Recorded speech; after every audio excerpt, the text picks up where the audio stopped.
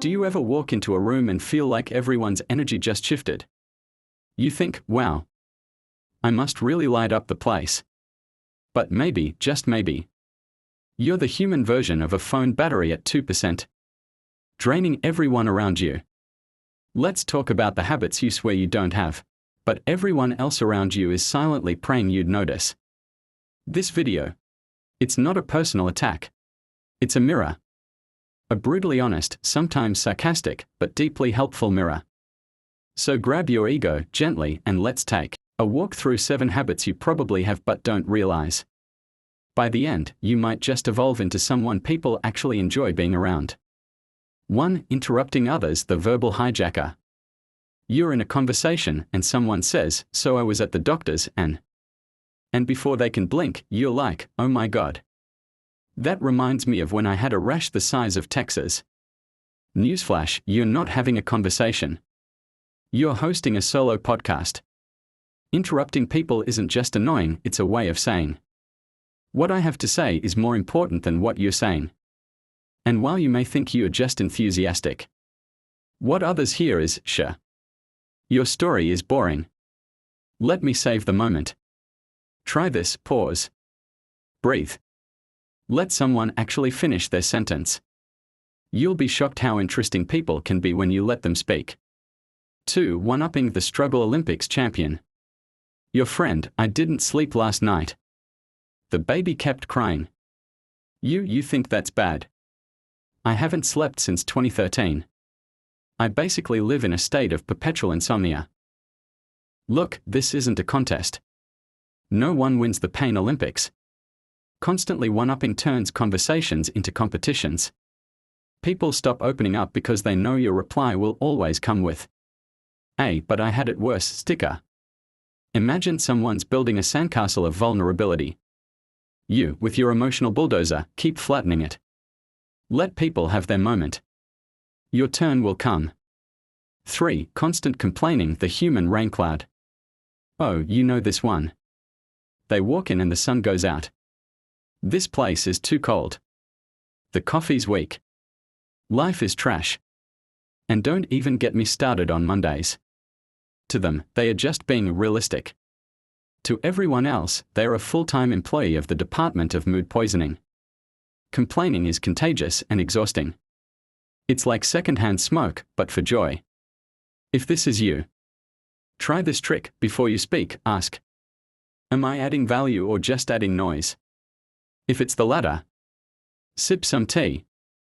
Literally. Herbal works best. 4. Not listening, the wait to talker. You're talking to someone and they're nodding like a bobblehead on a dashboard. But you can tell they are not listening. They are just waiting for you to shut up so they can speak. Ever done that? Listening isn't waiting. It's not simply being quiet, it's being present. Imagine conversations as ping pong, not dodgeball. You're not supposed to hit the ball and run off. People can tell when you're not really listening. Your responses will lack soul. And eventually, your relationships will too. Be curious, not just clever. 5. Subtle arrogance, the humble brag hero. They are not bragging, no. They are just casually mentioning that they were top of their class, bought a 3rd property and ran a marathon. All while fasting. Arrogance isn't always loud. Sometimes, it wears a tuxedo of humility with a tie of "I'm better than you but I'll pretend I'm not." And people see through it. Real humility. It doesn't need to talk. It walks silently and people still follow. If you're always positioning yourself as the smartest, most successful, most enlightened, trust me, it's not inspiring. It's just exhausting. 6. Oversharing, the accidental oversharer. You meet someone at a party. You ask, "How are you?" They reply, "Well, my dog died, my ex stole my car, and I have an embarrassing rash on my inner thigh." Whoa. Sir. Madam. We just met. Oversharing is often disguised as openness. But it can be a way of hijacking attention or avoiding real connection. It creates discomfort and pushes people away instead of drawing them in. Healthy sharing is like seasoning food. Enough adds flavor. Too much ruins the dish. You don't need to reveal your deepest scars to be real. Start with eye contact, not emotional x-rays. 7. Passive aggressiveness, the sweet knife. You ask them if they're mad. They smile and say, "No, I'm fine." Why would I be mad? Meanwhile, the air is thick enough to cut with a spoon. Passive aggressiveness is emotional dodgeball. You're hurt, but instead of saying it directly, you serve it cold with a side of guilt and a sprinkle of sarcasm. It's not communication, it's manipulation.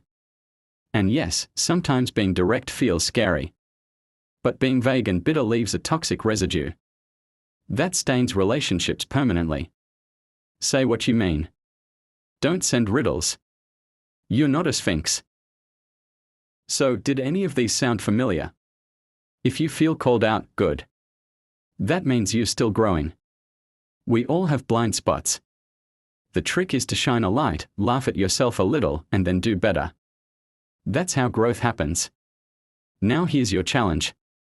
Pick one of these habits you suspect might be clinging to you like gum on a shoe, and start changing it today.